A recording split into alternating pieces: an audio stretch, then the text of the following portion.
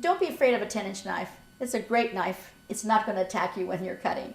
But let's take a look at holding a knife. You want to grab it up close to the blade. And some people, some chefs, actually overlap their hands slightly over the blade, which gives you very good control. You're not vulnerable under those conditions.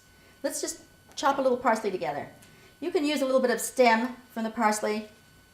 You can cut across the whole bunch, though I think it's nice to not do that. Leave a bunch in good condition and just use what you need for the time that you're cutting. Just grab a few leaves now, and then we're just going to make that into a tight little package. And keeping our knife down on the board, we're just going to cut across the leaves sort of roughly. Always watch your fingers, always keep your eyes on your work. Never look up. If you have to look up, put your knife down.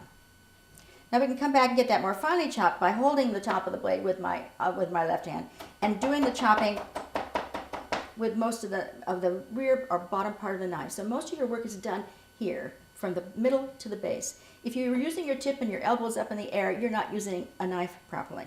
So now we can chop. We continue to chop and work across the work until we get it as fine as we would like.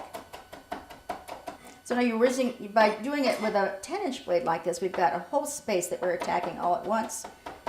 Just for example, let's just try to do it with a small knife. What would you do? Would you cut it like this, maybe? Or try to chop it like this and only cover a small space? You're not being very effective there. So being afraid of a large knife is not going to serve you. Maybe you'd like an 8-inch knife. That's one that people feel comfortable with, and this will work for a small batch of parsley. But I would encourage you to think about using the large knife and knowing how to do it. Keep your eye on your work. Make sure your left hand is holding it and you know exactly where it is.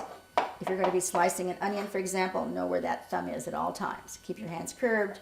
Do your cutting. Know exactly where your hands are while you're cutting.